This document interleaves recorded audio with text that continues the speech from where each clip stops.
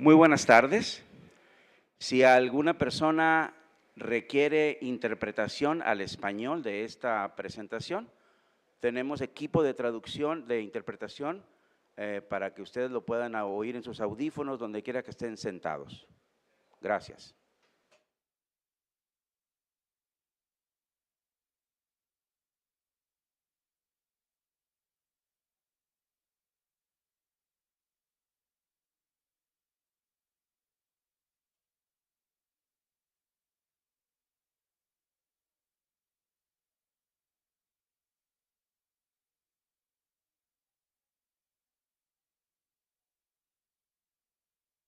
Sorry, that was a little rude on my part. But what I try to announce, anybody who doesn't speak English and wants to listen to an interpretation in Spanish, we have equipment in the back. So anybody who needs to hear in Spanish the presentation tonight, they can get one of those headsets, and wherever they sit, they can listen to the presentation. Thank you.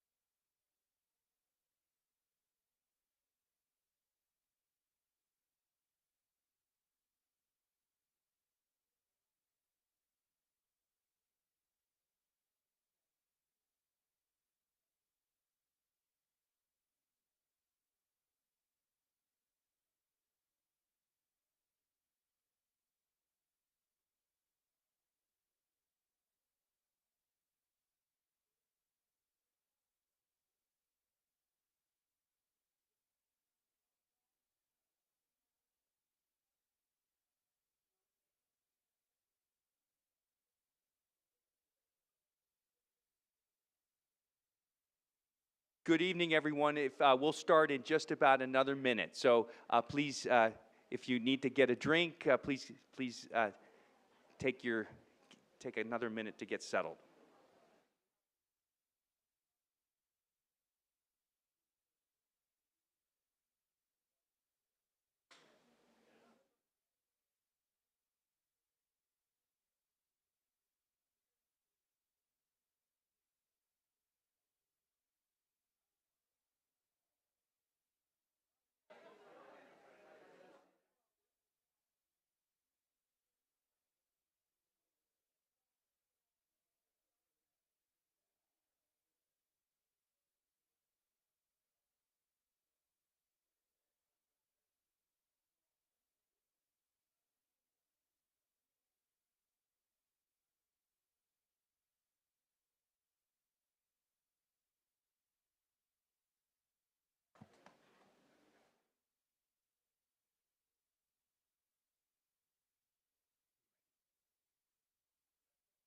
All right, good evening, everyone, and welcome to Pima Community College's downtown campus. My name is David Doré, and I will serve as your MC for this evening's lecture. This is the 2022 Raquel Rubio Goldsmith Lecture in Ethnic, Gender, and Transborder Studies. I would like to begin by acknowledging that today's event and all of the college's facilities are on the ancestral lands of the Tohono O'odham Nation and Pascua Yaqui tribe. We take this opportunity to thank and to honor the region's indigenous people, the original caretakers of these lands. The 2022 Raquel Rubio Goldsmith Lecture is organized by the Ethnic, Gender, and Transborder Studies Department and their work group. And we are very grateful for the support of the following at Pima Community College: the Office of the Provost and Executive Vice Chancellor of Academic Affairs, the Office of the President of Campuses and Executive Vice Chancellor, the Office of the Diversity, Equity, and Inclusion, and the Translation and Interpretation Studies Department. And we have our students here in the back, our interpreters. We have Oscar Harper, Veronica Guzman, Lorena Hernandez, and Marlene Navarro. Thank you so much. We also thank our student ambassadors from the Immigrant and Refugee Student Resource Center for helping with this evening and tomorrow's event as well, and staff members and so many of the other offices of the college. We are very grateful to this evening's guest speakers and presenters: Arturo Vargas, Chief Executive Officer of the National Association for Latino Elected and Appointed Officials; our student presenters, Alma Schlor and Tarquin Persley; and Luis Parra, who will be showcasing their work from Mexican American and American Indian Studies classes. We also appreciate all of you for joining us this evening. This is our 6th annual event, and we have not been able to have an in-person lecture since 2019, so thank you so much for being here. And we would also like to give some special recognition and sincere thank you to sponsors for tomorrow's scholarship fundraiser luncheon who are in attendance this evening. Dr. Maribel Alvarez, Interim Associate Vice Provost of Diversity and Inclusion at the University of Arizona; Miguel Cruz, the Director of Marketing at Tucson Federal Credit Union; and Dr. Adi Halili of Halili Physical Therapy. We also thank our other co-sponsors, Brother John's Beer, Bourbon, and Barbecue, which catered tonight's reception, although you didn't get the beer or the bourbon, and is the venue actually for tomorrow's luncheon. We also want to thank Bank of the West, REI Media Group, Chicanas por la Casa, the Department of Mexican American Studies at the University of Arizona, and Fundacio Mexico, and Laura and Angela Trujillo. You can still get tickets for the luncheon, at which Arturo Vargas will also be speaking on a different but equally critical topic of the 2020 census. And Marcy Euler, who's the president of our foundation, is selling tickets out in the hallway. We are also joined this evening by some very special guests, and so I'd like to just take a moment to acknowledge them. I'd like to acknowledge Damian Klinko from District 2 Pima Community College Governing Board. Like to acknowledge Maria Garcia, District 3, Pima Community College Governing Board. Like to acknowledge Lee Lambert, Chancellor, Pima Community College. And it is truly an honor to have Representative Rahul Grijalva with us this evening. We have Gabriela Casares Kelly, Pima County Recorder. Thank you. We have Mark Hanna from the Metropolitan Education Commission and a former Pima Community College Governing Board member. We also have Marty Cortez, who is a former Community College Governing Board member with us as well.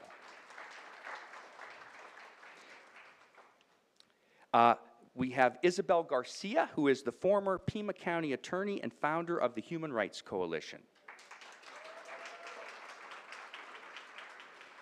And Maria Federica Brumer, Director of the Mexican American Student Services at Tucson Unified School District. And Manuel de Jesus Hernandez, representing Arizona State University. And unfortunately, the namesake for tonight's event, Raquel Rubio Goldsmith, was unable to join us, but we send her and her husband, Barclay Goldsmith, our best wishes and thank them for their inspiration for this evening's activities.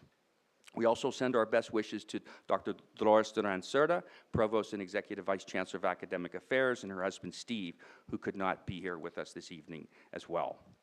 And so now I would like to introduce our Chancellor, Lee Lambert, who is going to give a welcome. Now, Lee Lambert has been Chancellor of Pima Community College since July of 2013. And Chancellor Lambert has long held that community colleges such as Pima are uniquely positioned to address systemic educational and economic inequity. He has received multiple honors from the League of United Latin American Citizens, including the Humanitarian Award at LULAC's National Convention in 2018. He also has received the La Estrella Award from Tucson Hispanic Chamber of Commerce for exceptional service to the Hispanic community in the border region of southern Arizona or northern Mexico. Chancellor Lambert is past president and current board member of the National Association of Asian Pacific Islanders. He's a graduate of the Evergreen State College. Chancellor Lambert appreciates the lifelong value that liberal arts education provides for thousands of our students, and he has been a champion of the Ethnic, Gender, and Transborder Studies Department. Chancellor Lambert received his Juris Doctorate degree from Seattle University School of Law and a bachelor's degree in liberal arts from Evergreen, and he is a U.S. Army veteran. Please welcome our Chancellor, Lee Lambert.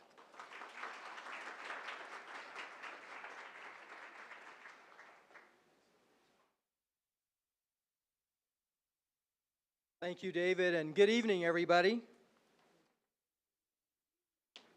So the first thing I like to say at many events is Pima Community College is first and foremost an institution of social justice. And when I was first hired here, folks knew, Francisca knew this, that I have a passion and commitment to diversity, equity, and inclusion. And she always had this idea that one day Pima Community College would open up a center for ethnic, gender, transborder studies, but could never get the traction to make that happen until we partnered to create the first ever EGTSS Center here at Pima Community College. So thank you, Francisca, for your vision and your support. And as part of that, Francisca had this vision to create a lecture series and name it after Raquel Rubio Goldsmith. And so we're so honored and pleased that all of you could join us tonight to celebrate the fact that we have launched this lecture series, and it's going stronger than ever since 2016.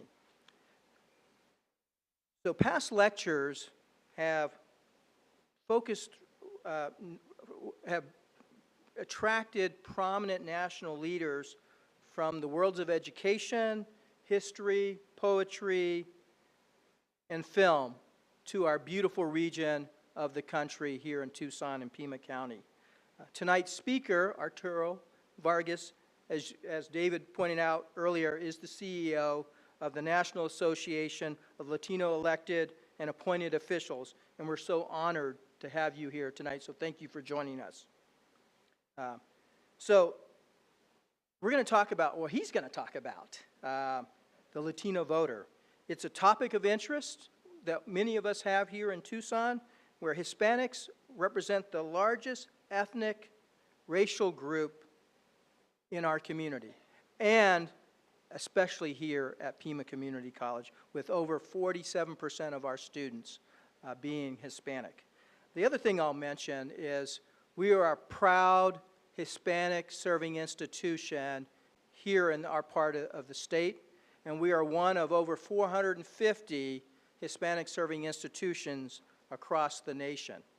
The other thing I will add, this is just recent news, I received a letter from Secretary of State Anthony Blinken recognizing Pima Community College as a leader of HSIs in support of the Fulbright Scholarship Program, and then in addition to that, Pima was recently recognized as a leader in the Gilman program. And so what that means is we are in the top 10% of all colleges and universities across this country in supporting study abroad, faculty exchange, and the like, to bring that world view not only to our community, but for our students, especially our low-income disadvantaged students, to go have that global experience in other countries across the globe. So we're very proud of the work that we've done in that area. But none of this would happen without the support of a strong, supportive governing board, past and present, and David recognized our board members. So I want to thank our board members for supporting our commitment to our community. Please.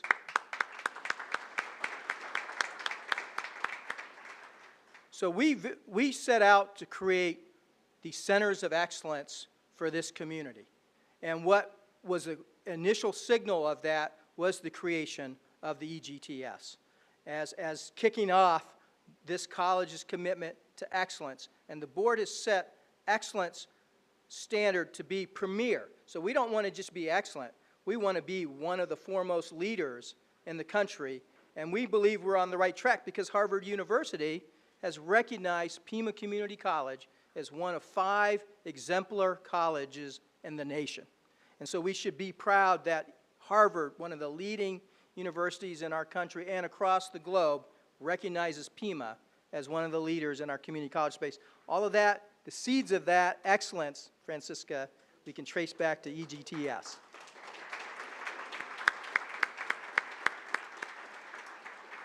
But at the end of the day, this is about students. So I just want to share briefly the story of Alma Shorla. Alma, are you here? I'm sorry if I didn't pronounce your last name correctly. She is a fine example of a Pima student taking action to build a more equitable society. Alma will graduate from EGTSS program in December, so just in another month and a half, I believe, right? So yes, let's give her a hand, please. Her work and activism focuses on border issues and the migrant community. And she helped create a program making backpacks to provide to migrants. So thank you for your leadership and your community involvement. And she works with one of our faculty members, Elizabeth Gaxiola. Elizabeth, where are you? Oh, thank you for your leadership and support of our great students like Alma. But I also want to say congratulations to you, because you're one of our newest additions to our faculty, and you are exemplary in terms of what we're venturing to do with the Ethnic Gender Transborder Studies program, and bringing in a focus around Mexican American studies and American Indian studies. So thank you for joining our faculty.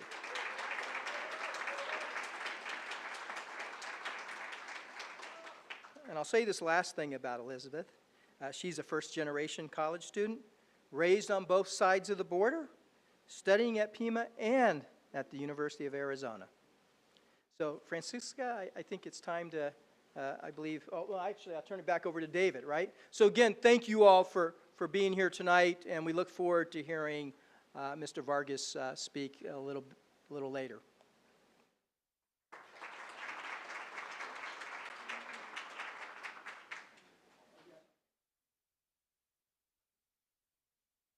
Thank you so much, Chancellor Lambert. And now it's my honor to introduce and welcome Representative Raquel Grijalva for a few words.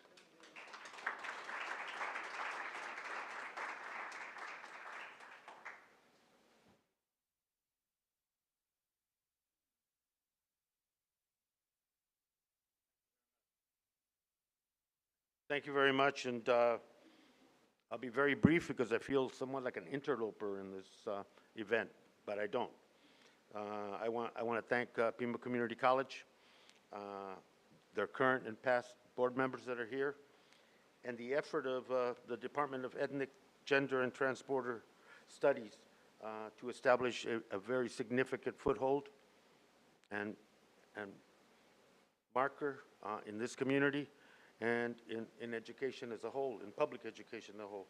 So I just want to make, my brief comments are about welcoming first my friend Arturo Vargas to Tucson again, and thanking him for being here. Gentlemen, I'm a card-carrying member of NALEO, and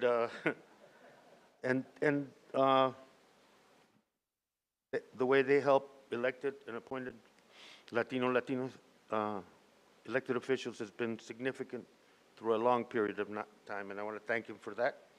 And I think his experience and expertise in the subject that he's talking about today and tomorrow are something that's a benefit because it's important. The midterm elections are going to be upon us November 8th. And I also wanted to say something about Raquel Goldsmith. This lecture series is really a fitting tribute to a dear friend, you know, a scholar with a conscience and a purpose, and the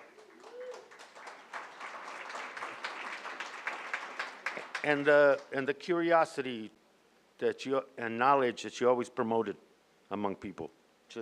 And all of us are very fortunate to be associated with her and to know her. And two things I want to touch on, and then I'm out of here. The game, I have I think a minute 30 seconds left, so I got to move on to the subject. I want to touch on two things.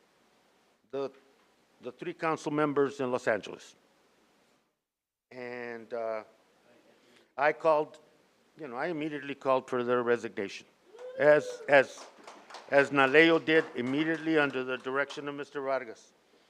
Not as a retribution, not as, gotcha, not as dragging somebody down, because that wasn't the motive.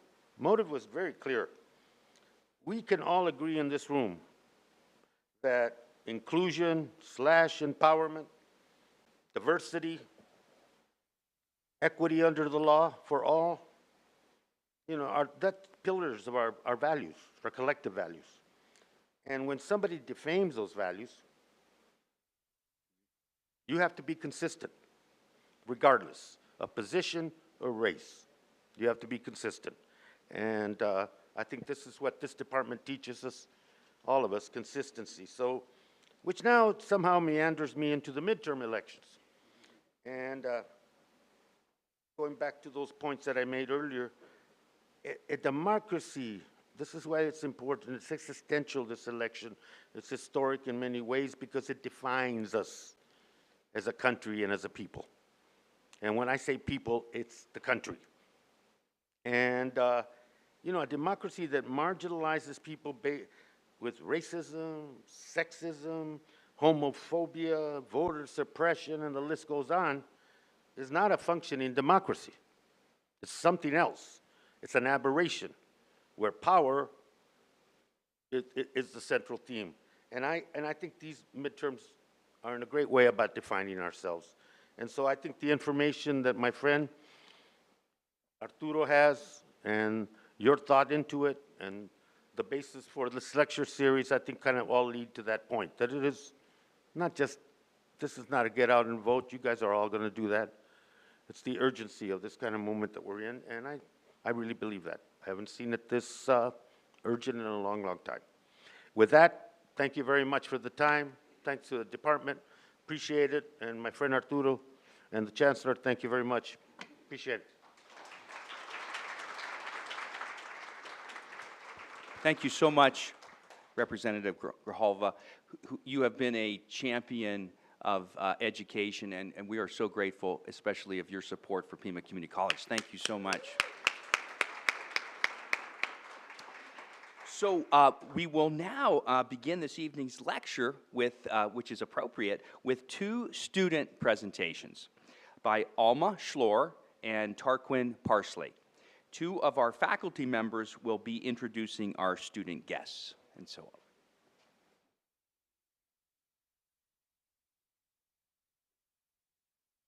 Buenas tardes, good afternoon. Es un placer estar aquí con ustedes. It's a pleasure to be here with you. Can you hear me okay? No? Okay. Can you hear me better? Okay. Muy buenas tardes. I want to talk a little bit about digital stories before I present our presenters. In my American Indian and Mexican American Studies courses, digital stories are part of students' midterm projects. Students at first are very hesitant, and have some students in the back, thank you for being here, at first about this assignment, and they mention that they do not know how to create videos. I then ask, how many TikTokers are here in the house? And everybody raises their hand. They are masters of technology. These digital narratives are ways of capturing diverse voices, youth voice, and to document people's experiences and unheard stories. For example, a student created a narrative, a video on his grandfather and the discrimination that he had faced as a Latino in the military. Other students worked on the inequities of education that they had faced in the K-12 experience. These narratives also bring attention to issues that affect our communities. For example, Jose, thank you for being here, who was in my class last semester. He and his group created a video on the impact of how COVID impacted the business community at the border in Nogales, Arizona. Other groups documented issues that have impacted indigenous communities, such as the mining in the Navajo Nation, the boarding schools, and the border wall. Other examples are how gentrification has impacted the Tucson community, missing and murdered indigenous women and girls. Thank you, Agustin, for being here, for being part of our presenting in our class, and the impact of gun violence in Latinx community. These digital narratives bring attention to the realities that we have faced and that we continue to face. They also convey messages of action. What should we do to change the issues that affect us? Think about that. What actions should we take? When students create these videos, they are very proud of their work. They empower themselves, and as knowledge holders, they empower others with their creative and beautiful pieces. The knowledge does not remain within the boundaries of the four walls in our classrooms. Students are encouraged to present their work at conferences. For example, last semester we had 44 students from these courses that presented our symposium, 44 students. These narratives are also published by them on YouTube to bring awareness and for the whole world to view. We need to document our lived experiences. When I say our, I'm talking about all of us. These stories need to be told, they need to be recorded, and they need to be archived. Ya basta. No más. We will no longer have our history or our voices invisibilized or erased. Thank you. Gracias. Next, I would like to introduce you to one of our students. I met Alma during the pandemic in two of my American Indian study courses. Alma brought a lot of knowledge to our class. She's very passionate about migrant rights and borderland issues. She has been actively working with different organizations focusing on migrant rights, both here in the US and in Mexico. And she will be presenting her work, part of her work, tomorrow at our luncheon. I hope you can join us. It is an honor for me to introduce to you scholar, activist, mi colega, and my friend Alma Schlor.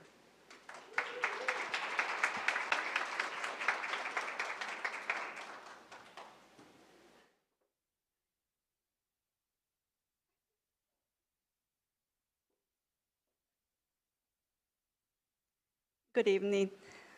Buenas noches. I would like to present a video that I created with care, respect, and gratitude to the Ethnic, Gender, and Transborder Studies program at Pima Community College.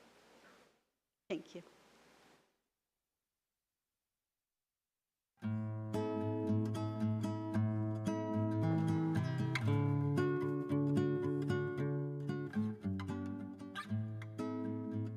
I never thought that college would make me more humane. Our history continues to be linked to the present. It remains connected.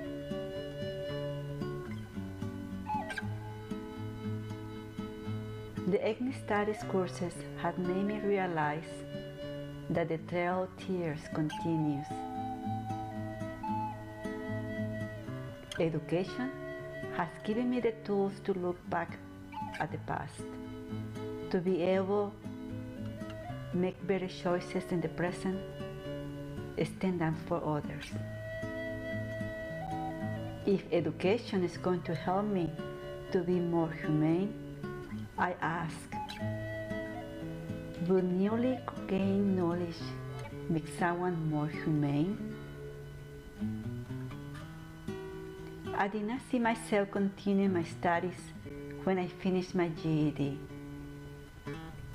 Ellen, from Adult Education, encouraged me to continue my education. I told her, I will only do it if they gave me more tools to protect my migrant sisters.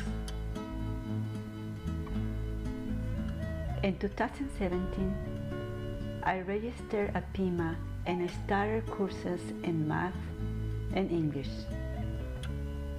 As I learned English, I use it as my platform to express my thoughts and feelings of abused women and children who were suffering at the border and detention centers. The Ethnic Studies program at Pima Community College has nourished me, my mind, and my soul. In the Gender Women's Studies courses, I discovered that gender is not 2 but 3. Tears of joy arose for me when knowing that in India they recognize the third gender. I learned I have more sisters than he has. It educated me about the LGBTQ+ community. The Mexican American Studies courses have connected me even more to my roots.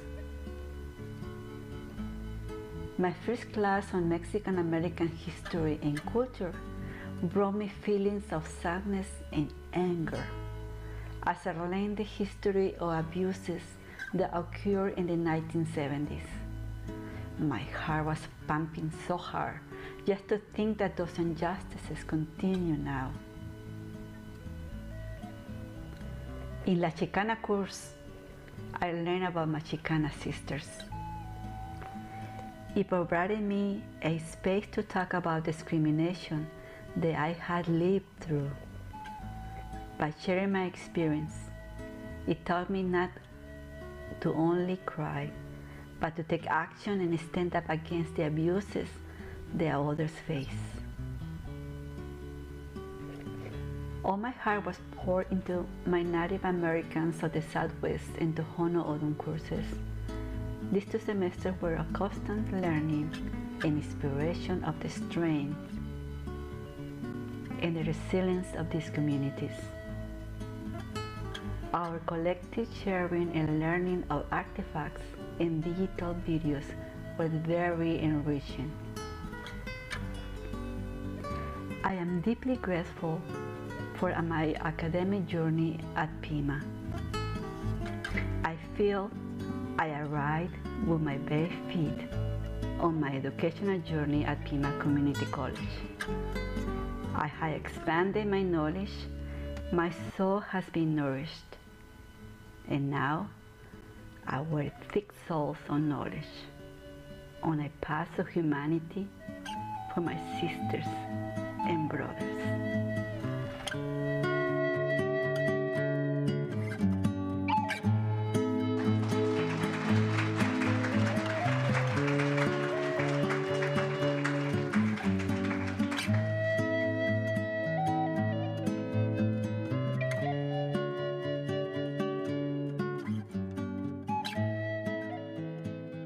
Please, another hand of applause for Alma. Beautiful work, and congratulations on your graduation and your journey here at Pima Community College. Muchísimas gracias for your work here and for your work in the community in Mexico and in the United States. Next, I would like to introduce you Dr. Sherry, the fantastic Dr. Sherry Stewart.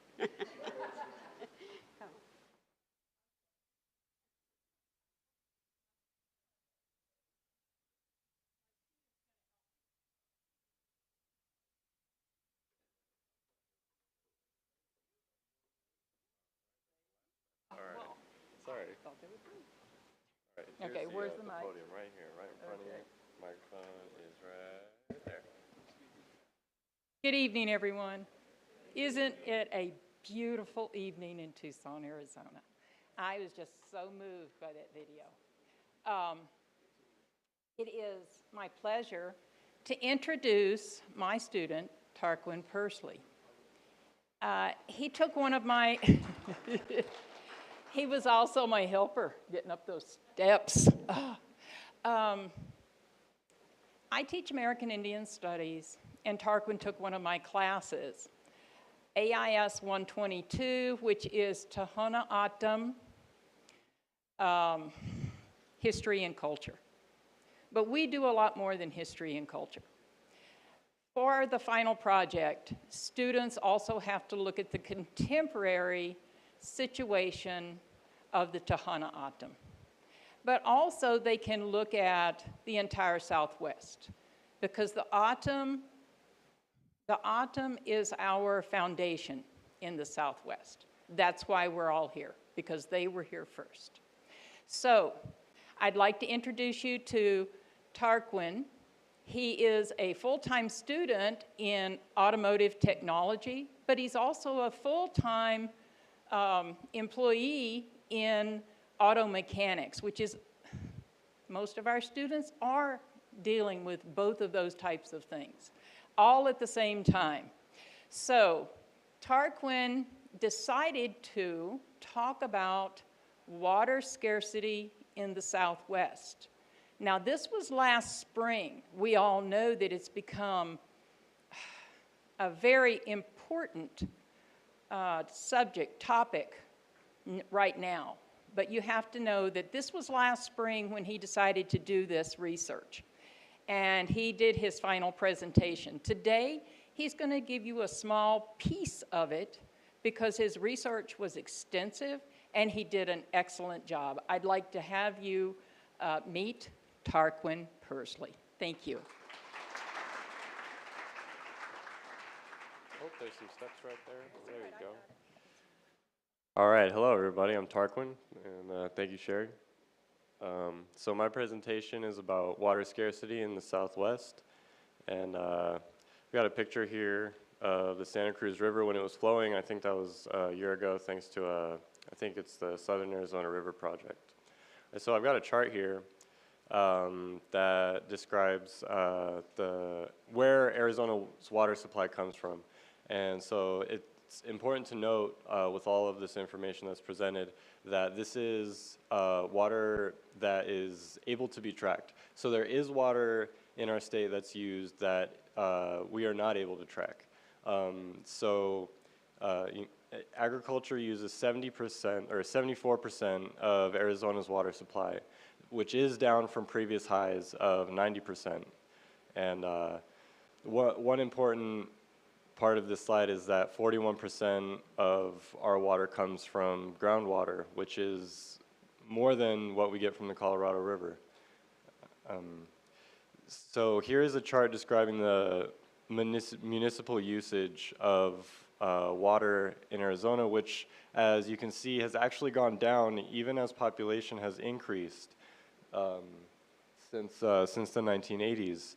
And despite water usage going down in municipal areas, it's important to remember that this is water that's able to be tracked and regulated. Unregulating farming water usage is where most of the water in our state is disappearing to. And then here I have a slide that just shows some pictures of the effects of the unregulated pumping. So a lot of people have seen these pictures of Lake Mead, and you can see in the photo on the right, the water extends all the way up to where the river forks there, and then in the picture on the left, it doesn't even make it up there anymore. The lakes are also very different sizes. There's a picture of a fissure in Wilcox that is a direct result of groundwater pumping, and that ground can no longer be built on. That is our future if we continue on this path. And then that is a picture of, from NASA, I believe, that's not color accurate, but it's showing the Rio Grande going through Albuquerque. And yeah, that river should have water in it, which would appear blue if it were there.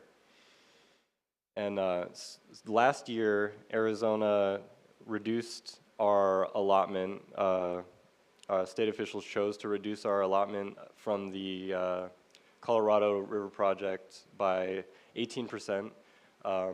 Nevada and Mexico made strides as well, but California refuses to.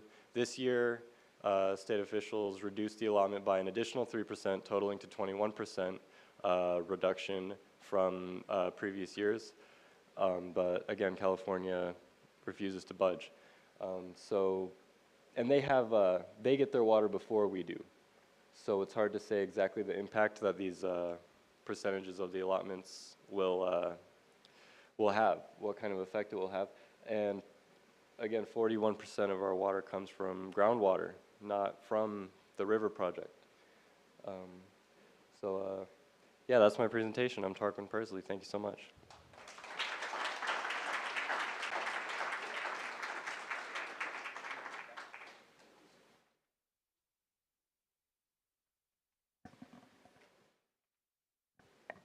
Thank you, Alma, and thank you, Percy.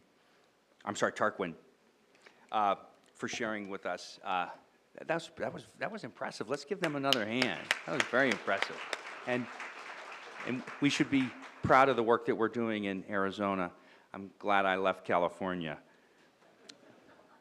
So, you know, we really want to say that thanks for taking advantage of those amazing ethnic Transborder and study classes, and we're very proud of you. I think I'm particularly impressed by your work and the future that you will have, both of you, so thank you so much. So I would now like to invite my friend, Dr. Francisca James Hernandez, who is the head of the Department of Ethnic, Gender, and Transborder Studies and Sociology, to come up and to share some important information about the department and its recent accomplishments. Dr. James Hernandez teaches cultural anthropology, Mexican American studies, and gender and women's studies. She and faculty emerite Rosalia Solozano co-founded the department in 2017 with the blessing of our Chancellor Lee Lambert.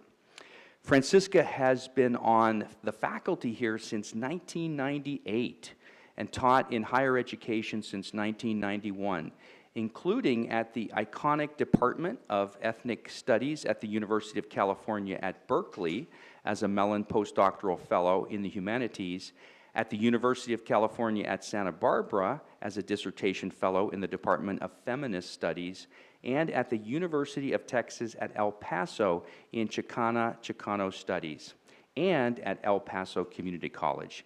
She earned her Bachelor of Arts, her Master of Arts, and her PhD, all from Stanford University. Please welcome Francisca.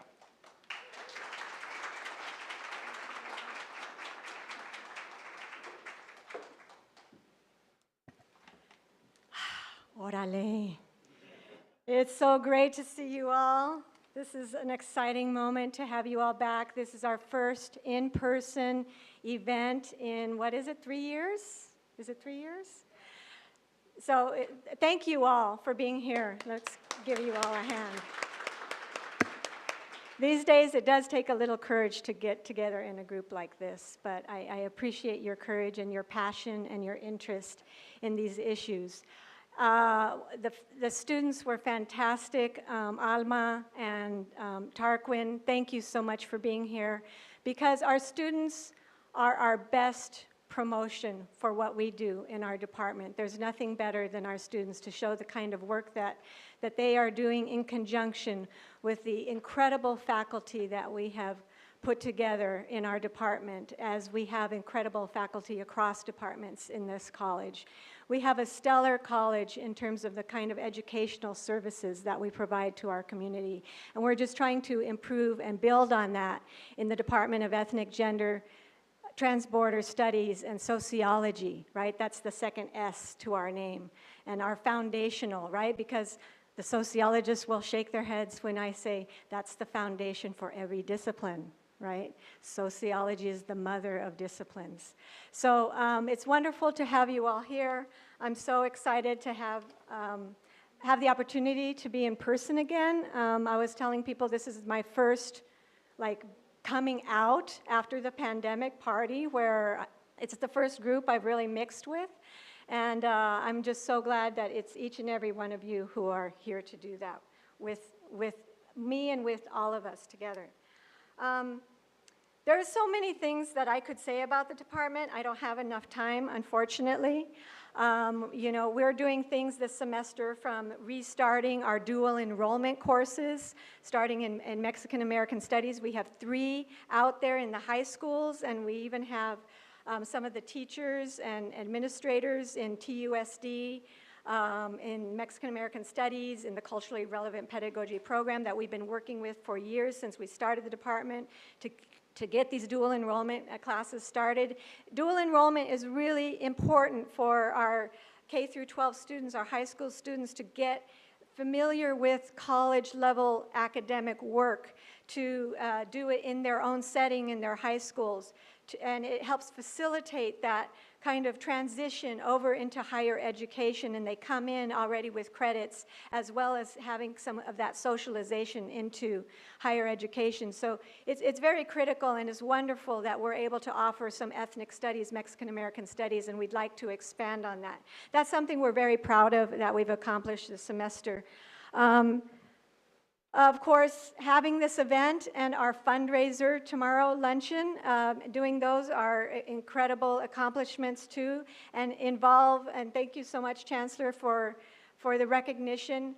But I want to let you know that doing these kinds of things involves so many people, so many faculty, so many students, so many staff that have rallied together and have always been part of building our department, building ethnic and gender studies, and I want to thank all of them, and I want to ask you to join me in thanking all of them as well.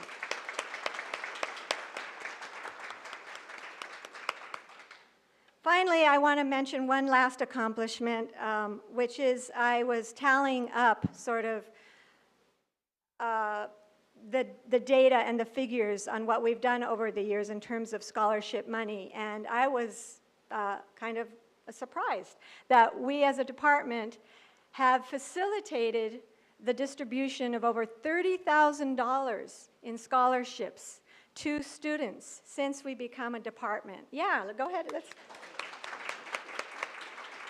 And we've done this in collaboration with the Office of Financial Aid, organizing competitions in art, creative writing, in essay writing, and we've done this in collaboration with many of our faculty colleagues in other departments, the writing department, the Brooke, who's here with us tonight, one of our great allies, and with faculty in art.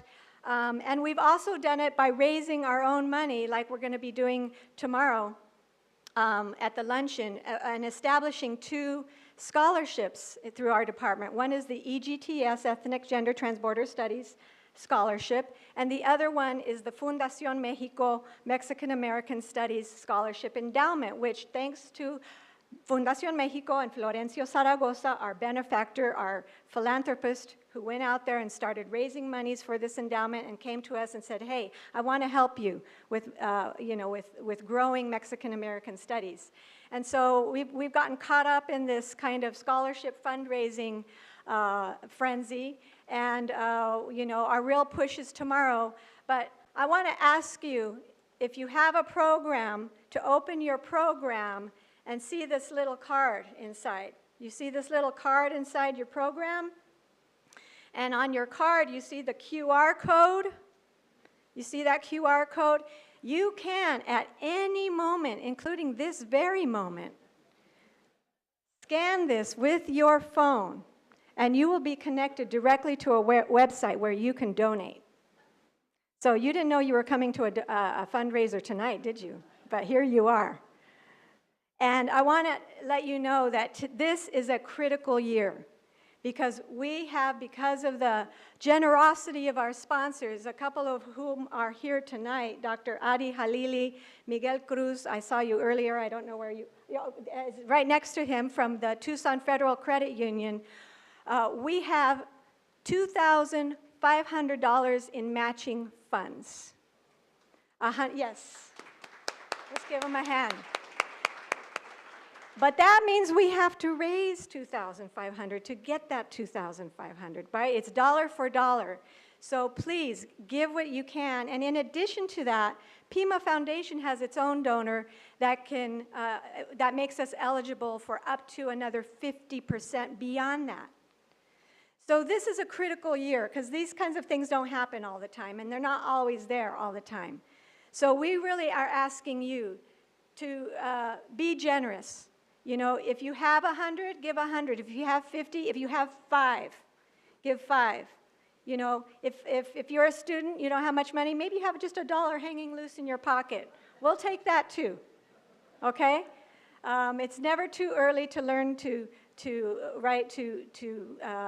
give to your community, and that could come right back to you as a student, right? So. Thank you for listening to my pitch, and I hope you come tomorrow to the luncheon. If you're not already signed up, we're still selling tickets to that as well. And we have t-shirts. Oh, t-shirts. Who's our model for there's our model. And there's our another model, Brooke and Bardo. Our 2 beautiful of our t-shirts that we're selling outside. You can get one on your way out, or you can scan that QR code and get your t-shirt there too. So I think I just want to lastly mention another huge accomplishment, and this is for the whole college and for the community, and the chancellor mentioned it, but I think he was being a little bit humble when he announced that the college has just invested in a full-time regular faculty position in Mexican American Studies and American Indian Studies. Let me let you know that this is the first time in the history, 50-plus year history of this college, the first time the college has invested in a faculty position for Mexican American Studies. That is historic. So many thanks to our provost and to our chancellor for seeing the wisdom of this investment. And many thanks also to Elizabeth Gaxiola Jaramillo, who accepted to be in this position because she is phenomenal. And she, along with the rest of our faculty, are phenomenal, and if you've not taken a class, the best way you can support and learn about our community is to take a class. Right, Tarquin? Right, Alma? Right? So please take a class. Those 55 years and older have half off tuition. Is that still the deal? Okay, that's still the deal, right? You get all kinds of deals at the college. Okay, so I want to just lastly recognize one of our EGTS scholarship recipients, Jessica Salas, who's sitting right over there. Wave your hand, Jessica. She was one of our recipients. So thank you for being here, Jessica, and you'll have some more to say tomorrow during the luncheon. We'll hear from Jessica directly. So now, I'd like to turn to introducing this evening's guest speaker, Arturo Vargas. I think as you most of you know, Arturo Vargas is the Chief Executive Officer of NALEO, the National Association of Latino Elected and Appointed Officials, which is a national membership organization of Latino policymakers and their supporters. He also serves as the CEO of NALEO Educational Fund, the nation's leading nonpartisan nonprofit organization that facilitates the full participation of Latinos in the American political process. Okay, right out of breath. In the American political process, from citizenship to public service. He has held these positions since 1994, prior to which he held various positions at MALDIF, the Mexican-American Legal Defense and Educational Fund, and before that, he was the Senior Education Policy Analyst at the National Council of La Raza in Washington, D.C. Arturo is a nationally recognized expert in Latino demographic trends, electoral participation, voting rights, the census, and redistricting. As the Congressman pointed out, all vital, critical issues, especially at this moment in time in our nation's history. Arturo Vargas holds an MA, a Master's in Education, a Bachelor's in History and Spanish, both from Stanford University, which is where I first met Arturo. As he reminded me the other day, we met 42 years ago. And I asked him, are we that old, Arturo? And he said, yes, we are. We're that old. And I just want to know how you continue to look so good. Eres tan chulo. That you are in the thick of Latino politics is not at all surprising to me, given the college experiences we shared as residents and then resident assistants of Casa Zapata, a Chicano-themed dorm that served as our homeland, our Aslan, while at Stanford, where we were initiated into Chicano studies and activism, learning to organize events like the one this evening, to protesting the Contra War in front of Secretary of State George Shultz's house on the Stanford campus, and you remember that, to organizing Noche Tropical, when we brought salseros from all over the Bay Area to dance in the cafeteria of Casa Zapata, to creating community through song when we formed a Nueva Canción musical troupe called El Nuevo Amanecer. And we struggled to revive Mecha in the Reagan era, no less. We graduated and we went our separate ways. You back to LA, right? And I returned to Colorado. But you were a camarada in La Lucha and one of my dearest friends at Stanford during my coming of age as a Chicana, which makes me feel especially fortunate and honored to welcome you y darte la bienvenida to Tucson and to Pima Community College. Please welcome me in giving a very warm welcome to Arturo Vargas.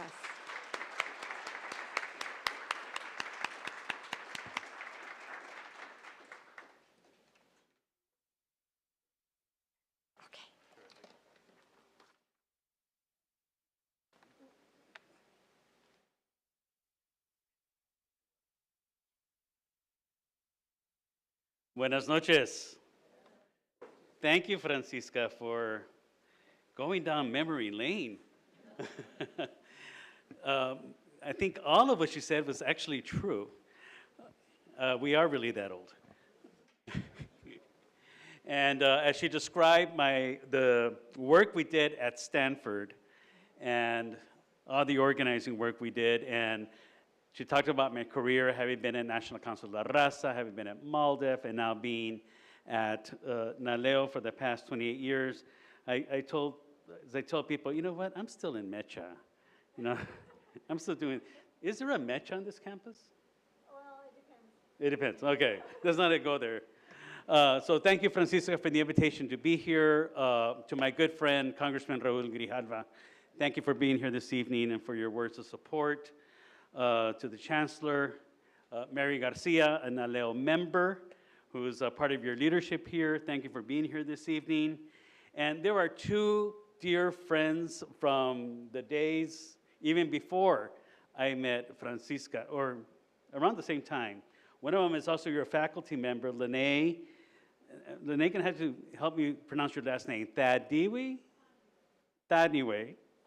And Mary Carol Combs, who's a professor at University of Arizona, who worked in DC at the same time I was there, and we worked on the same issues of language policy and education. And it's like a reunion being back here with you. So thank you for inviting me to be here and to share some thoughts about what is going to happen on November 8th. It's going to be a tough election, folks. And I hope we're all prepared for what's going to happen after this election, the next 2 years, and then as we hurtle towards 2024, which would be a momentous election for this country. But what I want to share with you tonight is a little bit about what we at NALEO Educational Fund are projecting in terms of how many Latinos are going to vote in November. What is that going to look like nationally and by state? And then I want to talk a little bit about what's in the mind right now of Latino voters as they go to the polls. From the moment, before I go through all this, there's going to be some teeny numbers on these slides. So yes, you can have these slides, and you can have them if you go to our website at naleo.org. On our homepage, there's a button called Research Hub, and all of these PowerPoints and more dealing with the 22 elections are right there for you to read, to download, and to study at your leisure. So let me talk a little bit about the landscape of the Latino electorate. And these are three very important lines to understand when it comes to thinking about what is our potential as an electoral force in this country. First, let me draw your attention to the top blue line. That is the number of Latino adult U.S. citizens in the country. And you can see it's just shooting upwards, and it's largely being driven by the fact that every single year, more than 1 million Latinos, U.S. citizens, turn 18 years of age and enter the electorate. That red line is the number of Latinos registered to vote, and then the green line at the bottom is the number of Latinos who actually voted. So you can see what we need to work on yet with our potential. But you'll see this in another slide, but I'll draw your attention to how narrow the lines are between the red and the green. If we can get Latinos registered to vote, they will turn out to vote at roughly the same percentage as non-Latinos. So the most effective Latino voter suppression strategy in this country is to keep Latinos from registering to vote. So we need to make sure that we make that registration possible. 2018, just to take you back 4 years, the last midterm, not so much 2020, because you got to compare apples to apples, was a historic election. And because of everything that was going on in the country, we actually had a 75% turnout rate of our registered voters. That still only represented 40% of Latino adult U.S. citizens. And you'll see how that compares with the national numbers. So there's some work to be done still. You know, I'm not going to be here and say, oh, everything's great, Latino power, and we're taking over. No, we're not. We got work to do. But 2018 was a pivotal election because of everything that was happening in this country at the time, and you remember this. And, you know, Trump was in office, the migrant crisis at the border. Many things are driving Latinos to vote, and they turned out in historic numbers in 2018. We think we're going to have about the same number of voters in 2022 as we did 4 years ago. We're projecting nationally 11.6 million Latinos will vote. Some of them already started voting. I got my ballot 2 days ago. I started filling it out. And we're hoping that 1 out of every 10 voters in the country will be Latinos, according to this projection. And how does that, well, let me go back and say one other thing. It's not good enough. It's not good enough. Because it's 11.6 million Latino voters. Okay, yes, it's going to be approaching a historic number for a midterm election, but never forget that there are 32 million Latino adult U.S. citizens in the country. So this represents about a third, 1 out of 3 Latinos with the right to vote who we project are going to vote. Now, yes, now midterm elections always have less voters than presidential elections, but this still represents the fact that we need to do better as a community. In terms of turnout, and I'm going to have to move to the screen to say I could read this number. Yeah, so we're projecting, and I hope I'm wrong, and I know we have somebody here who's running elections in Pima County, 644,600 Latinos in the state will vote in these midterms. Okay, we're seeing this as the floor, and this is based on a modeling approach we do at NALEO Educational Fund, where we look at the past 5 midterm elections and look at the trends to project how many people we think will vote. And then we have numbers that you can see on our website for the states with the largest Latino populations. Let me go back here. So we project that there will be an increase over 2018 and 2022 in the states of Arizona, Colorado, and Nevada. No surprise that there's some real contested elections there. We think there'll be roughly the same number of voters in 2022 as 2018 in the states of California, Florida, Illinois, New Jersey, New York, and North Carolina. And disappointingly, we're projecting a decrease in the number of Latino voters for New Mexico and Texas. Keep in mind, though, that we're also projecting an increase overall of all voters in New Mexico and Texas. So this isn't unique to Latinos in those 2 states, but something that's happening in those 2 states in terms of turnout. Again, I hope we're wrong. In terms of the share of all voters and the turnout, Latino registered voters, I'll just focus on Arizona. We project that Latinos will make up almost 23% of all voters in this state, which will be about 70% of the registered voters in the state. And I don't know how this jives with what you're seeing, but again, I'm hoping that these numbers are wrong and that actually you'll be surpassing these numbers here in the state. And this is a comparison to the non-Hispanic voter turnout in the state. You'll see, by and large, we're projecting that less people will vote overall in this country in 2022 as compared to 2018. Why? Again, it's based on our modeling approach, but also I think there are some circumstances that are very different in 2022 than 2018, when tensions were even higher than they are today. For Arizona and Florida, the non-Hispanic votes projected to be about the same as 2018, and the non-Hispanic votes projected to increase, as I said, in Colorado, New Mexico, North Carolina. I'm going to move this tree. Can I do that? That's enough. All right, got it. In Colorado, New Mexico, and North Carolina. So what's happening for 2022? There's lots of issues. You're dealing with them. You know what they are. There's still the hangover from the COVID-19 pandemic. There's been a slight surge, a slight increase in people wanting to become U.S. citizens. And what we know about Latinos who become citizens is that they vote. There are competitive races in different states. You have some here in Arizona. That drives voter turnout. Something that may detrimentally affect turnout is changes in voter registration and election laws that you've seen in this state as well. that happened after 2020. That may have a detrimental impact on voter turnout. And more than anything else, how much investment are we going to see by political parties, candidates, and campaigns in actually reaching out to Latinos and mobilizing them? So we actually have a critical need to sustain voter outreach among Latinos. This can't just be something where we talk to Latino voters every 4 years, maybe every 2 years. We come and go as political actors.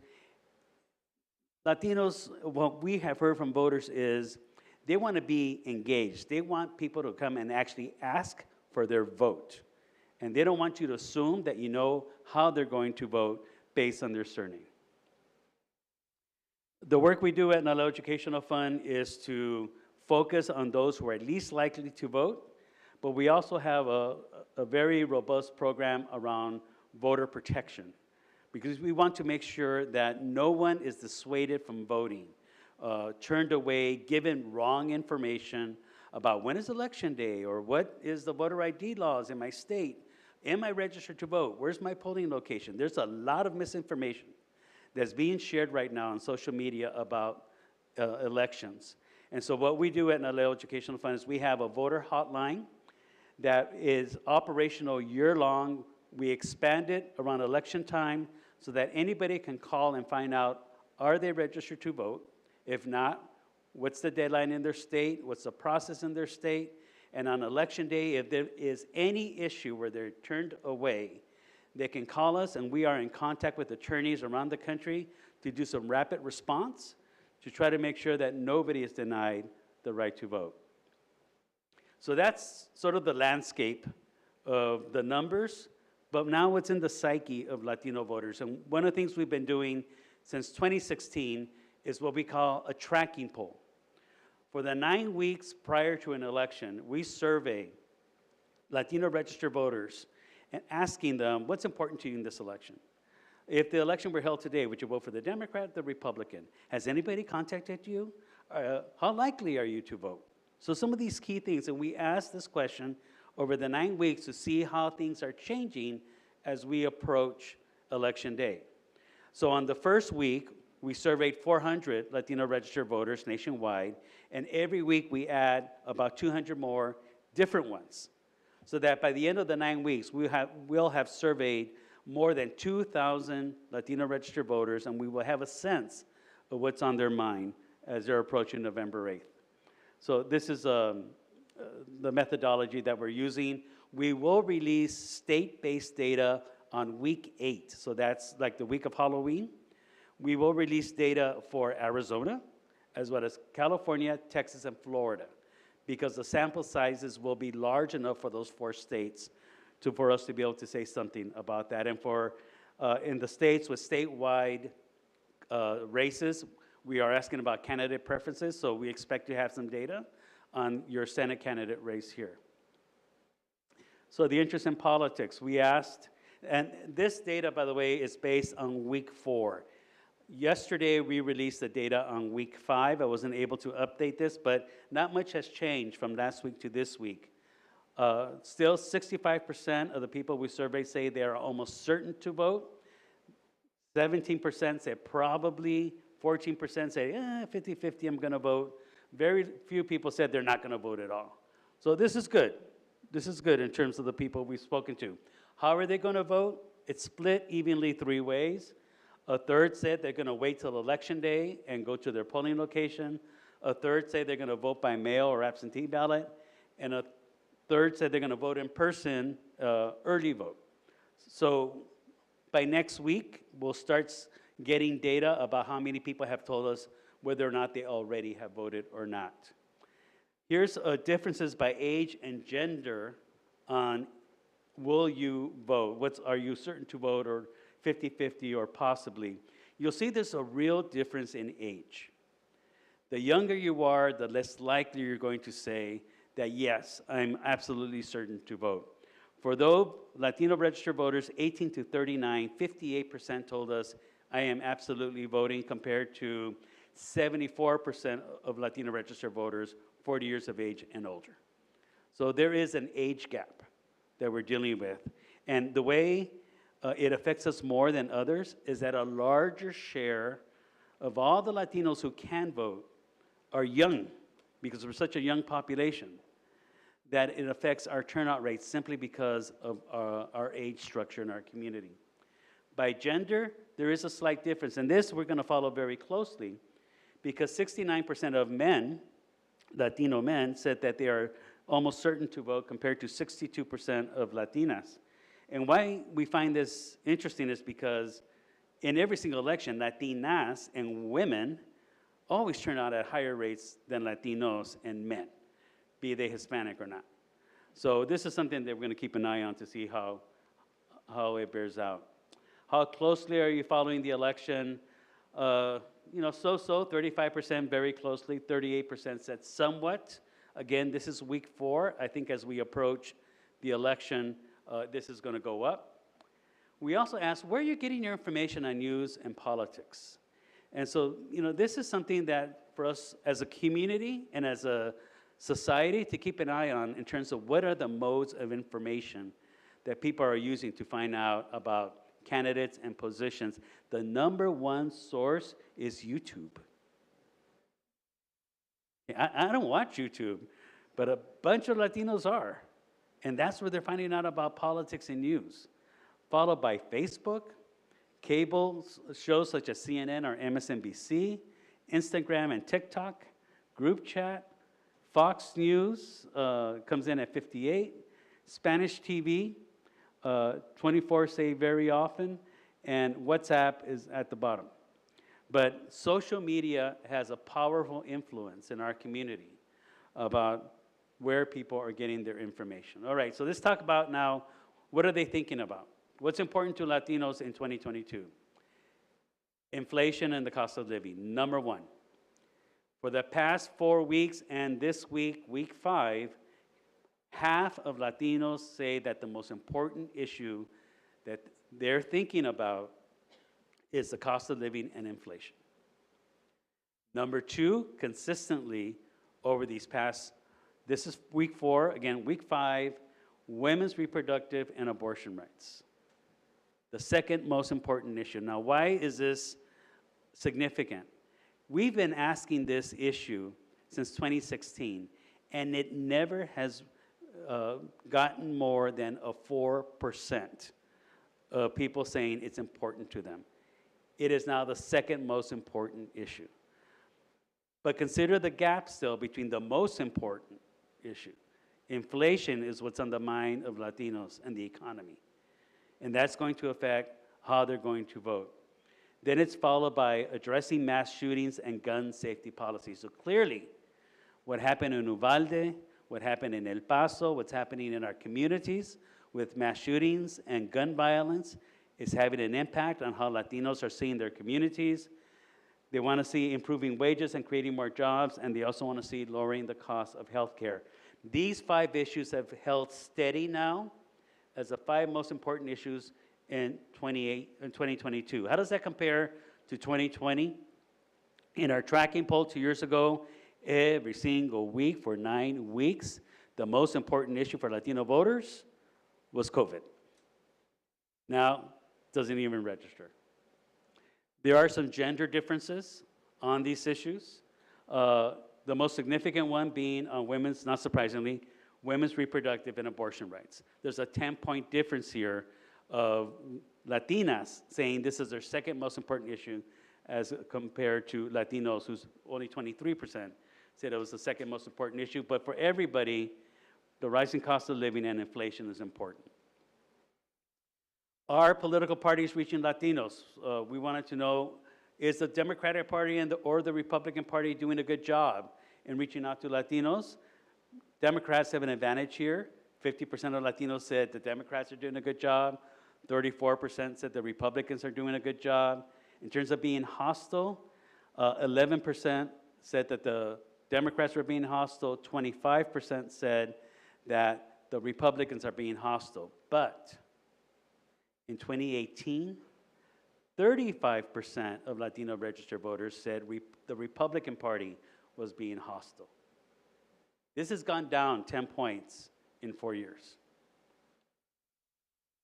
And we asked, has anybody from a political party or a campaign or an organization contacted you? Has someone actually asked you to vote for a candidate or for an issue? Only 48% said, yes, somebody has contacted me. 32% of those contacted said it was by somebody from the GOP. 62% it was somebody from the Democratic Party. And about 22% said it was a third party, a civic organization, asking you to go out and vote. So there's an issue here because a majority of Latino registered voters are still reporting that no one has contacted them. No one's asking them to vote. And this is one of the major complaints that we hear from Latino registered voters. No one cares about my vote, why should I vote? And if no one's talking to them, then there's some self-fulfilling prophecy here that we need to deal with. Compared to 2 years ago, are you doing better off financially? Are you the same or are you the worse? Doing worse? 30% said they're doing better. 41% they're doing about the same. And 28% said they're doing worse financially today than they were 2 years ago, I'm sorry. And here, there's another gender difference that is significant. 36% of Latino registered voters said that they were doing better financially than 2 years ago, but only 26% of Latina registered voters said they were doing better financially. So the economy is clearly having a disparate impact on women as compared to men. We also asked, so there's all these issues that are being promoted. How do you feel about them? Do you support them or not? Overwhelmingly, there is Latino support for what people perceive to be some of these more progressive issues, like allowing Medicare to negotiate lower prices. 89% say they support that. Creating a path to citizenship for undocumented immigrants. 79% of Latinos say they support that. Fixing the regulations so that DACA recipients could normalize their status. 80% support. Passing a new voting rights law. 80% support.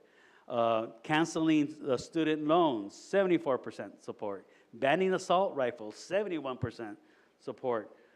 Then we asked a tricky question. What about a plan to focus on border security and do nothing to address the status of undocumented immigrants already here? A majority did not support that. That was 51% to 48%. But this is something that we found very interesting in terms of the overall support for reproductive rights. It is as strong among women, it is among men, to pass a law to guarantee access to abortion for those who need it. 75% support passing a law to guarantee the right to an abortion, and it's virtually the same level of support between women and men for this.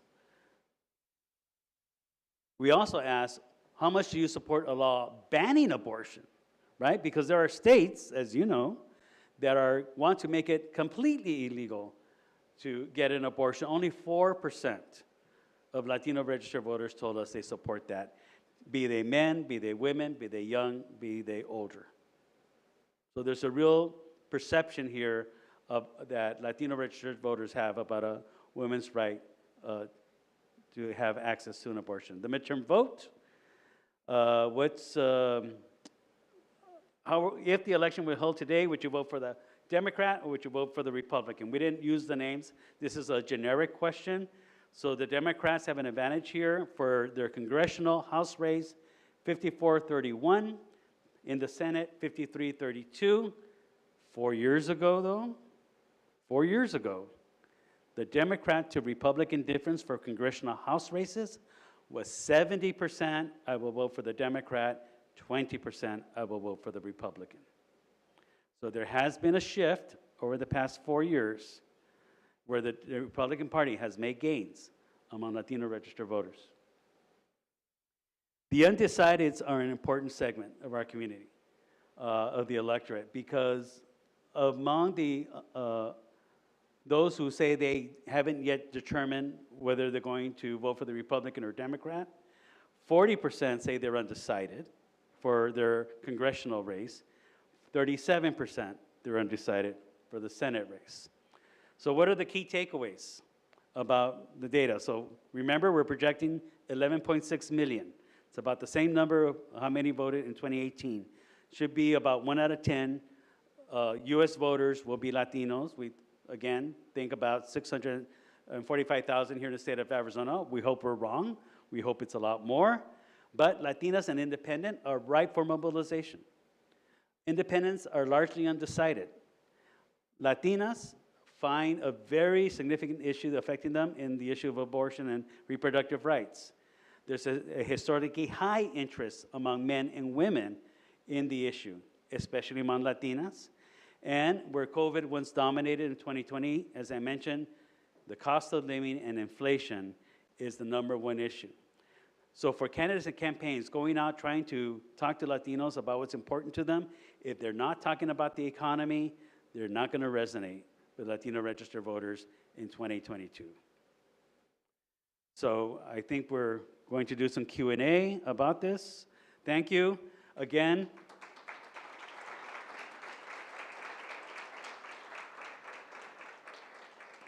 All these slides are available on our website, www.naleo.org, and follow me on Twitter, @ArturoNaleo.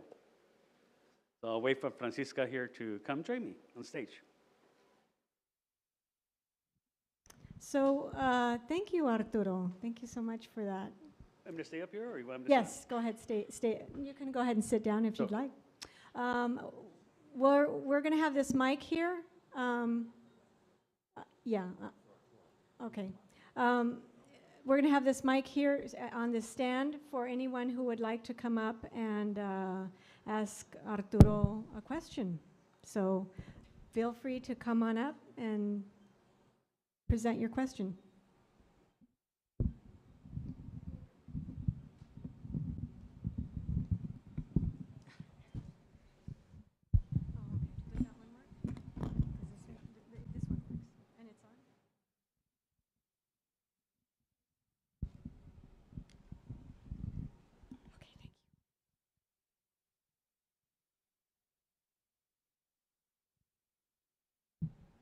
I will break the ice.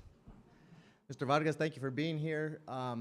Very interesting data. The question I had relates to the issues of the last presidential election and whether or not there's been any polling that NALEO has done with respect to the issue of that's been pushed in a lot of different campaigns about protecting democracy, you know, like secretaries of state, and on the other side of the issue, people that are denying, you know, results, validated results of the election and elections everywhere across the country. And has there been any polling on that? And if so, where are Latino voters registering on those sorts of issues in a campaign? Thank you for that question, because one of the issues that we focused on in our press release for the week 5 results of our tracking poll that we released yesterday was the extent of disinformation, misinformation, and malinformation. And we asked the question, have you heard that the 2020 election, there was extensive voter fraud and that Donald Trump actually won it? And 70% of Latinos said, yeah, I've heard that. And of those who said that, 38% said they thought there was some truth to it. So again, the level of misinformation, disinformation out there is extensive. Give you another example of misinformation. We asked, have you heard that the government is using COVID vaccines to inject 5G chips into the population? 64% said, yes, I've heard that, either on social media or from a friend or a family member. 25% thought there was some truth to it.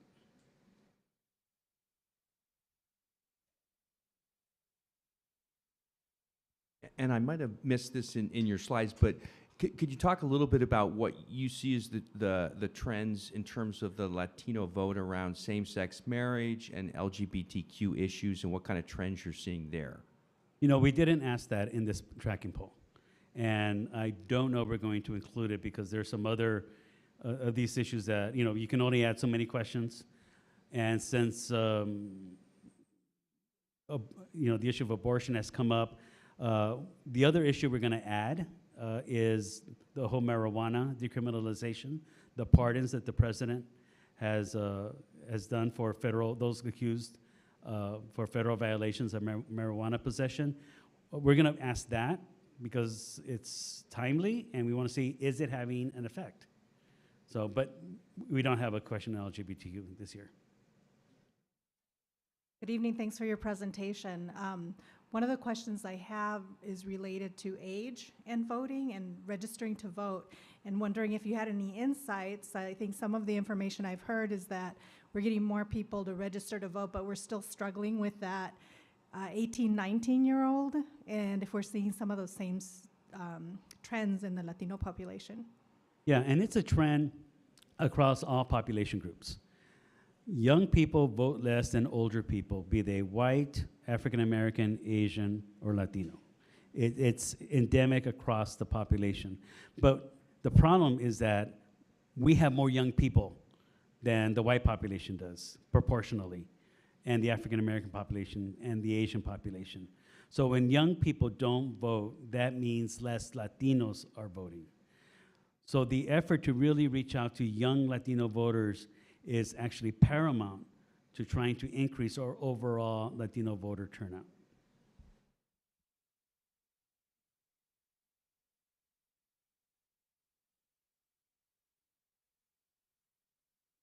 Thank you, Mr. Vargas, for your presentation. And please call me Arturo, folks. All right.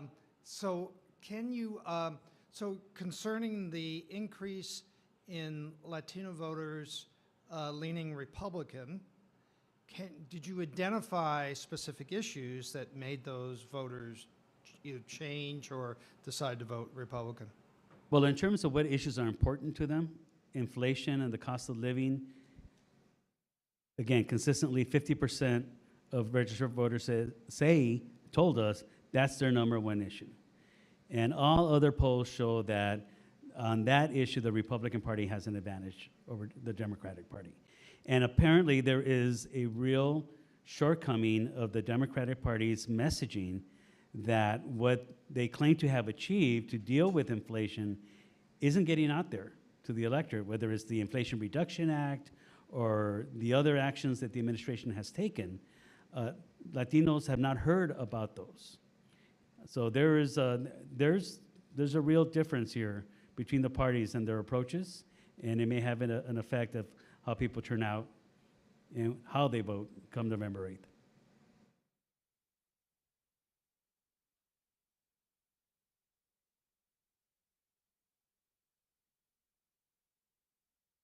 So I just want to, my experience when I was out collecting signatures was that 7 out of 10 households were not registered voters. Okay, that was on average.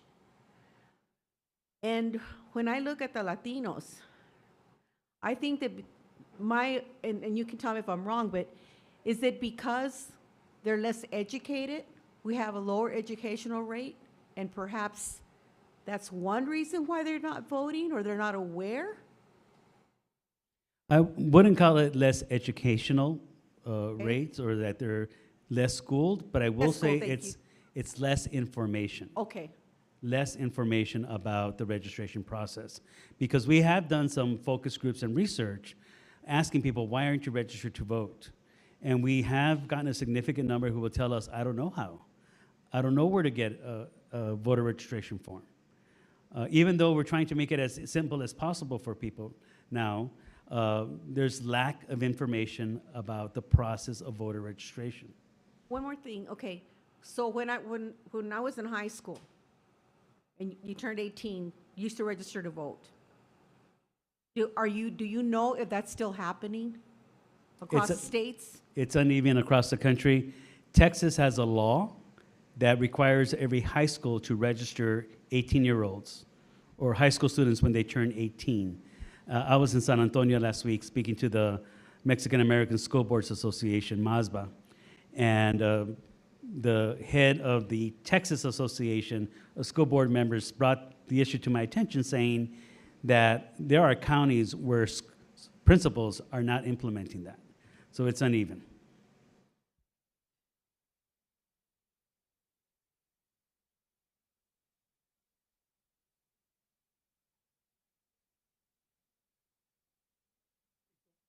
Given that there's such a high percentage of unregistered Latino voters, okay, and then that they vote probably heavily, if you put emphasis on the Democratic side, why is the Democratic Party not putting emphasis on registration efforts for Latinos and then putting more focus on getting their messages out, like what you've put up there, the economy, to the Latino voter? I mean, it does seem like we're forgotten. But it's such a, I mean, it could make such a big difference in these elections. Right, If there was well, a heavy investment in that. I'm not here to give advice to the Democrats. I'm not here to give advice to the Republicans. I'm just here to show you, to report what the numbers say. And it's up to political operatives, I hope, to learn some lessons here about what they've been doing right and what they've been doing wrong.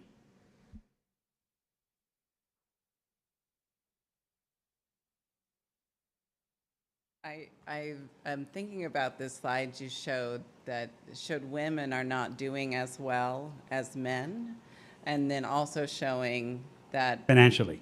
financially, yes, and that they were also less likely to vote now, that there had been that turn, when usually we see more women turning out. And I was wondering if there's any information you have about whether there might be a connection there between if people are doing better financially, are they actually more likely to vote? Or if there's any sort of information about that. We are hoping that by weeks 6 and 7 of this tracking poll, we'll have enough data so we can do more, go deep into the numbers and do the crosstabs and actually look at age breakdowns and gender across these different issue areas to see what the trends are. So stay tuned. We issue a press release every Wednesday, and I think our last press release will be November 7th. We'll probably do a press conference reporting on the final results of the 9 weeks, the day before the election.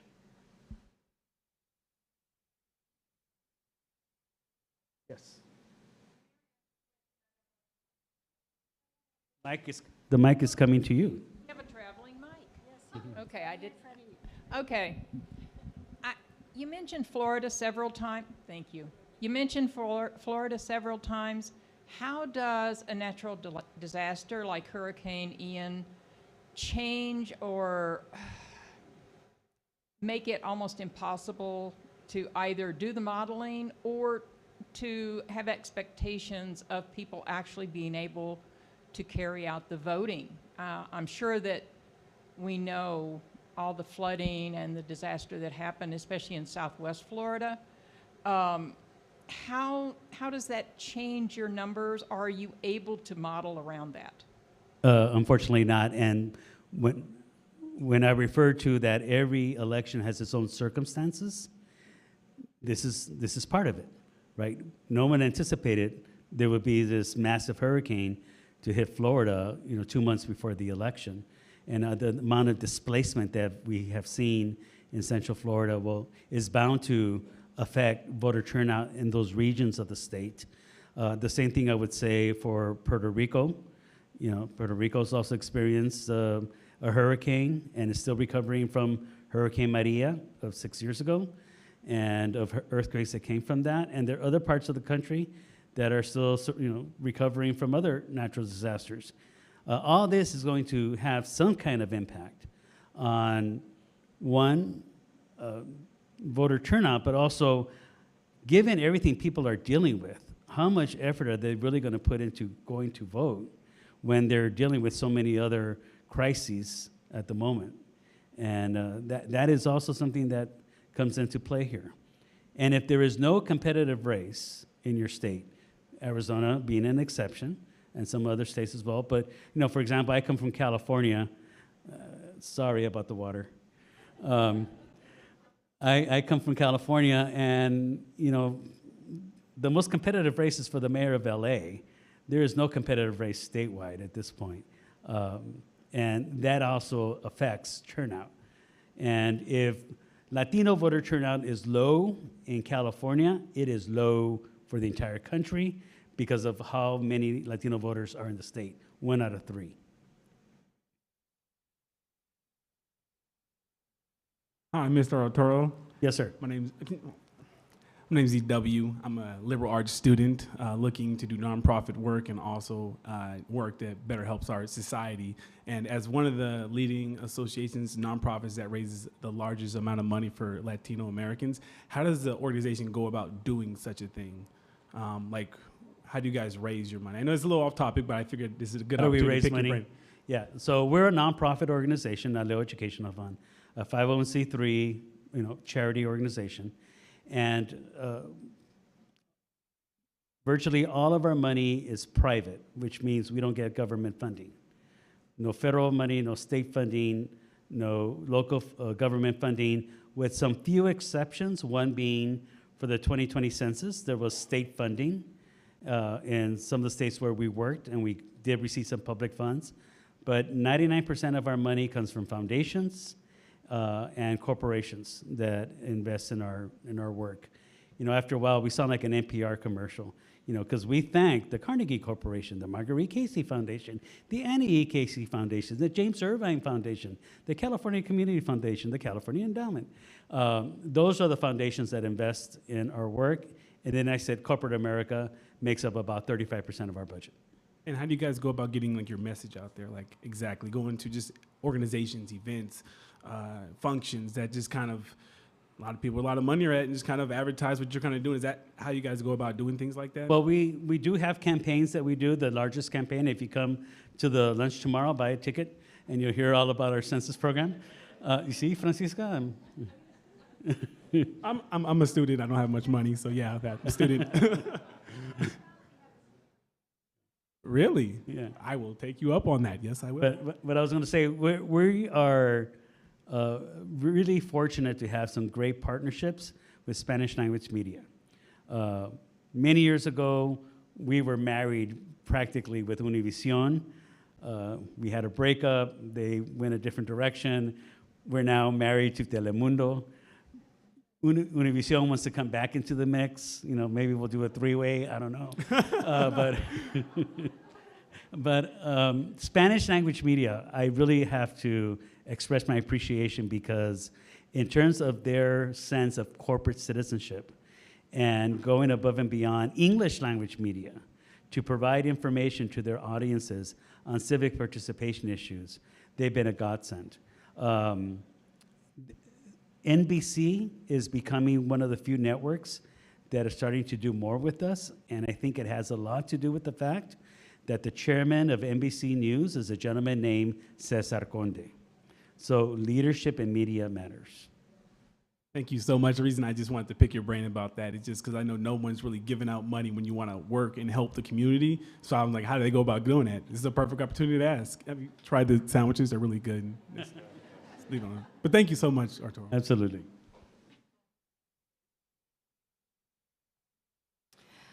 Arturo, I was wondering if NALEO disaggregates the data. Is it always just Latinos, or do you look at like Mexican Americans, Cubans, Puerto Ricans, and do they differ on the issues, or do you just look at Latinos as a larger monolith?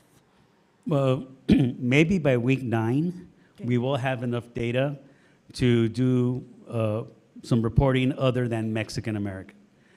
We'll see if there's enough Puerto Rican data and Central American origin data on that. And when we do the Florida sample, we'll see if there's enough Cuban American data to do something. So it's small, it's just the small Yeah. sample sizes. Right. Okay, thank you. Mm-hmm.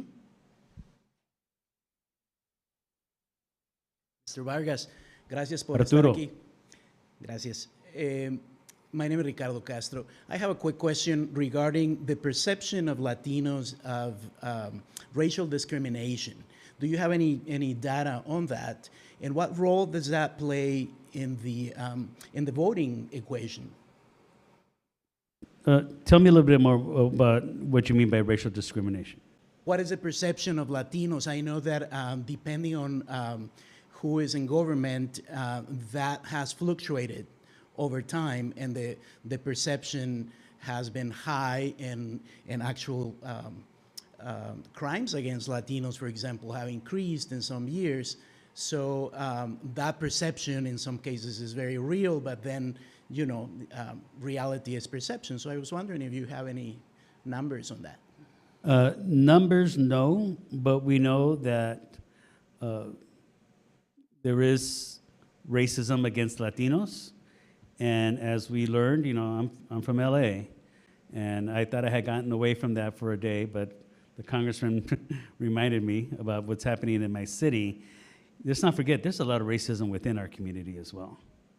And we saw some of that be exhibited in what these three Latino city council members were saying about their fellow Latinos because they were Oaxaqueños. So racism is alive and, unfortunately, alive and well in 2022.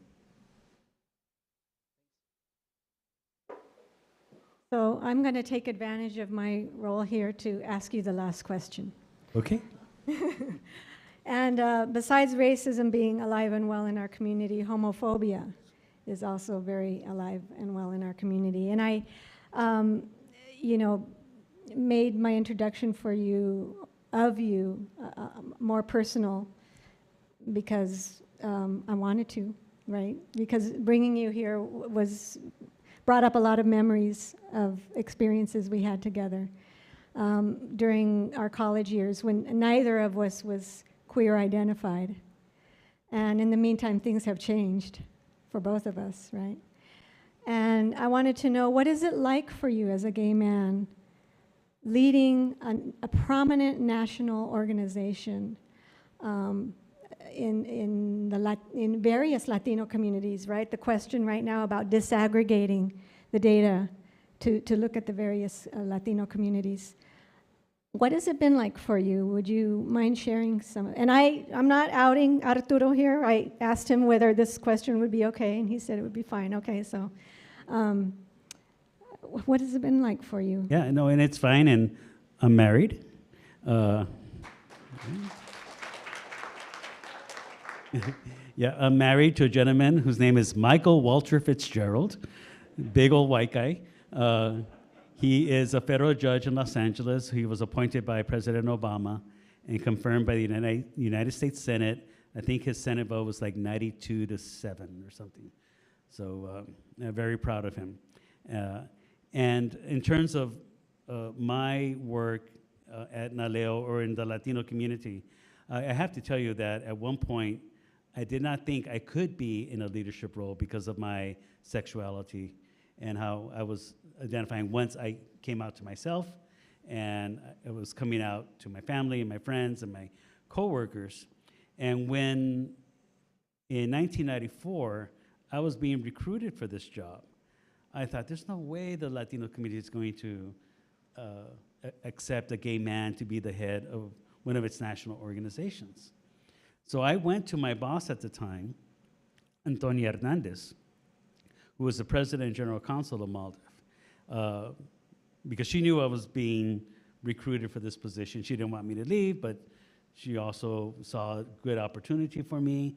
And I asked her point blank, Antonia, is the community ready for a gay man to be the head of a national Latino organization? And she just looked at me and she said, never let that stop you.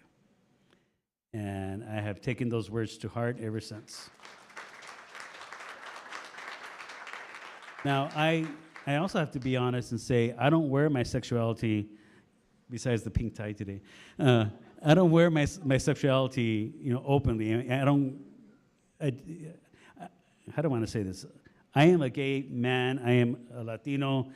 Take me for all I am, but when I am doing my work, I'm Arturo Vargas, moving my community forward. As Mary knows, right? Because she's a NALEO member, she's seen me in my element at NALEO.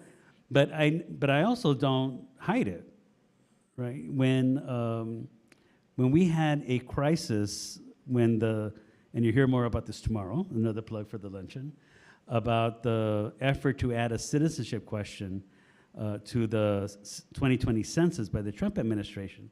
I saw this as an assault on the Constitution. And at one of our gala dinners, my remarks were all about how we as Latinos need to stand up and protect our Constitution, because the Constitution of the United States is as much ours as it is anybody else's. And it just dawned on me how important the Constitution is in my life, because I have nephews who were in the Army who were willing to die for the Constitution.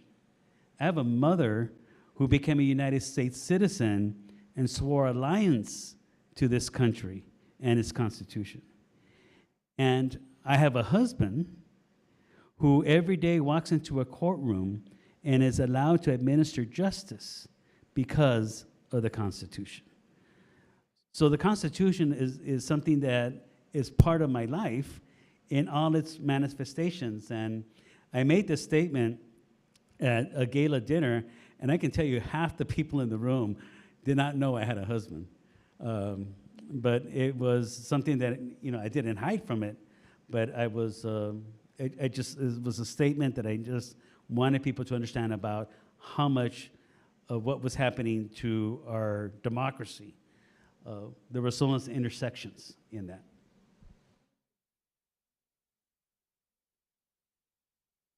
Thank you, Arturo. Thank you for being here with us, and I'm so happy that it's not so, we don't have to tell you farewell, because we're going to see you again tomorrow, right? And yes, there are still tickets for the luncheon available, and T-shirts on the way out, and donations and all of that. So remember that, and we're going to close it out with one last student presentation. All right, let's give Arturo another hand. Thank you so much, Arturo. And I think it was serendipitous that I wore my pink shirt today, too, so you don't have to be by yourself. So thank you so much, Arturo. It really was an honor to listen to you speaking this evening. And so I'm going to ask Elizabeth Gaschiola back up to introduce our last student showcase.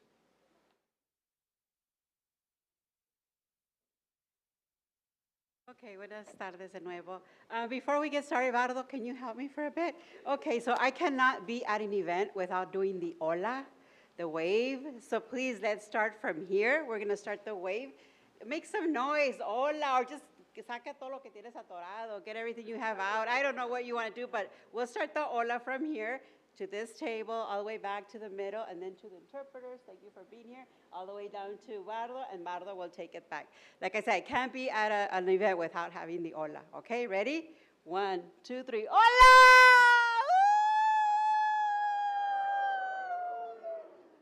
Woo! Okay, go back, go back, go back, go back. Woo!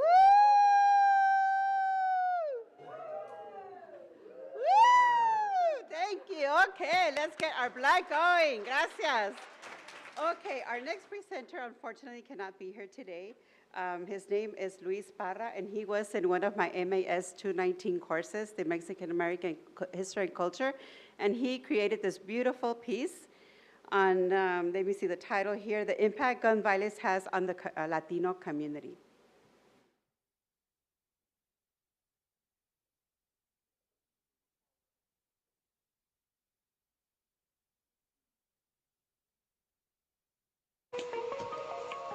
Hello, my name is Luis Parra, and I will be explaining on how gun violence impacts the Latino community.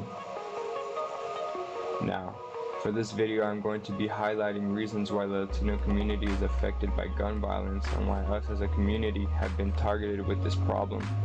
I also want to share some past stories and personal notions regarding the topic. Originally from this video, I want to interview someone who has gone through and seen gun violence growing up, but I came to the realization that I was the perfect fit. I feel like telling you guys personal stories and opinions about the matter would be more natural and organic than just go getting information from another person. In addition, I also feel like my past experiences are worth being shared, most definitely. Now, before I start my stories, I want to share a video of some young Latinos that definitely did have it a lot more rough than me, especially when it came to witnessing the gun violence. The video that is displayed is a cover story on the crime and gun life that a band of Latinos live every day. These kids are from a small town in Utah called Cuesta. These young men, the eldest no older than 23, have been living the street life since before high school. In the interview, one of the young men talks about how he adopted to the gun life instead of choosing it. The young man also talks a lot about how there are people after him. He says that he wishes he never found that life because now he's scared to step outside. In all honesty, I feel like these young men are very lost. Like a lot of young men, they most likely did not have anything but themselves growing up. In the interview, one of the men even says that they were raised by the streets, and how all of his friends that appear in the video are also people that he came across just by being out. This band of friends is much more than a friendship or a group, it's a gang. These young men were out exploring, trying to find what they have been missing their whole life, an actual close-knit family, the type of family that is always there to support and be there. These young men learned, and they are how they are solely due to the influence that another has passed on. All they know is streets because of how they grew up. In reality, all these young men were really needed was guidance. Deep down, they don't really want to be toting a gun. But if you're out in a place where you can get out, might as well make yourself comfortable while you're there. I'm only playing. I actually think this mindset is actually very sad. Not everyone just gives up their dream and their life goals just like that. It has to be deeper than that. I feel like the countless years of living that life was definitely changed the chemistry of these people's brains and thinking abilities. I think that these people have some type of post-traumatic stress disorder that limits them from getting out of the bubble that they're in. But yet again, I cannot be sure.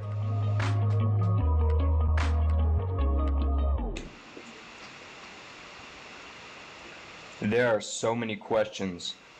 Why do these young kids follow this life? What causes these kids in using a gun? Is it really necessary to own a gun? These are all questions from the outside view. As much as we would like to speak on it, we can't. We've never been in a situation like this. The reason why you think so differently is because you are so differently from these young men. I met a man once that told me 1 year of experience on the streets is 5 years of experience in the classrooms. Now at first I thought this man was crazy, but it's true. Just like in a classroom, the streets could show you and teach you a lot of things. The only difference is one of these is unpredictable. La Escuela de Cinco Estrellas, he called it, which pronounces to the school of 5 stars. During the time this man told me this was about the same time I was being a delinquent and getting into gang activities. I'm not going to lie, during this time of my life, I was barely discovering who I was and what my purpose was in life. I felt very lonely and lost, so I hung around some people who accepted me. Unfortunately, those people were in the street life. Living the G life or gangster life is nothing to play around with, especially if you got your life on the line. I remember rolling through with one of my friend's car, and we got shot out and got blasted out the window, just cause he had some problems with the neighborhood. Or in another incident when my friend and I were casually minding our business at a party when bullets started going off in the house. If one of those bullets went missing, they could have definitely killed a bystander, yet alone me or my friend. Now I could go on, but it would sound like a scratched record. All the incidents that happened to me were because of similar and petty reasons. The gang life is angry, full of regret and sorrow. If it wasn't for the pain that all of those people feel, I personally think that there would be no gang violence, let alone gangs in general. If there's one thing that I've learned about that life, is that you will never truly get the high that you get off of life. Most people try the gang life because it is an extension for what is going on in their life. To clarify, people use the gang life as a way of coping with distress and sorrow, instead of figuring things out the normal way with time and determination. These young men would rather take the fast route and feel all these highs that don't last. I feel like us Mexican Americans have to rise up and seek for people who need help. At the end of the day, it is a new age and a new time for us Latinos to work and get ahead. What the Mexican community needs is love. Once we show these kids that they have love, they won't have to go seek it somewhere else.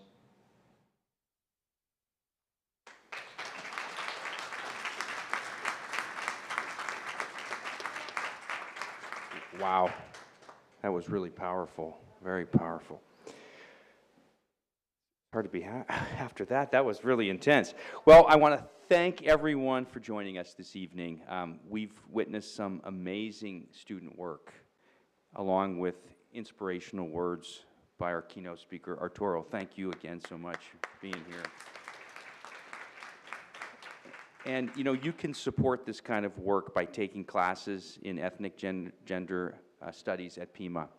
And you can also purchase a ticket. You can also buy a t-shirt.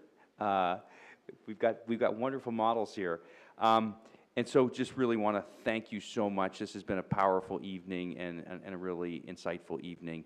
And I want to now introduce Ilda Ladner, who is our Diversity, Equity, and Inclusion Officer, who is going to now close us out.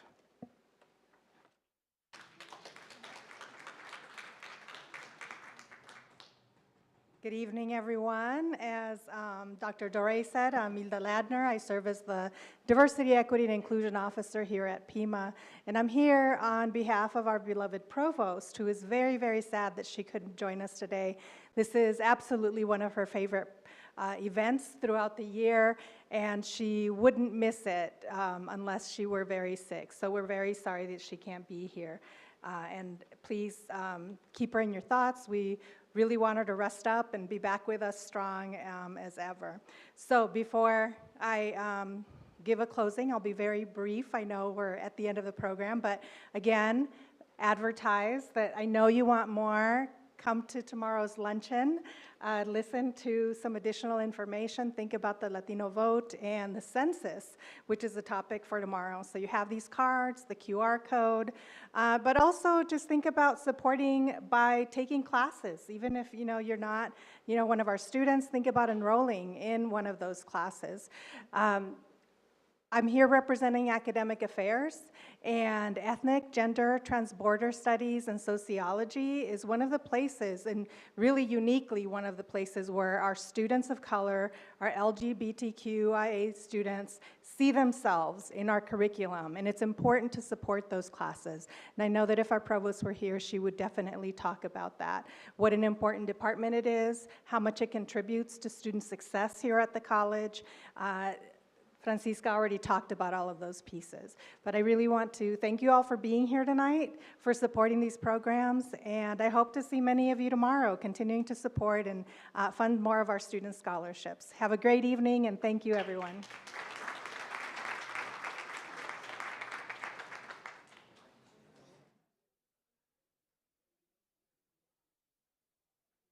Awesome. Thanks again for your presentation.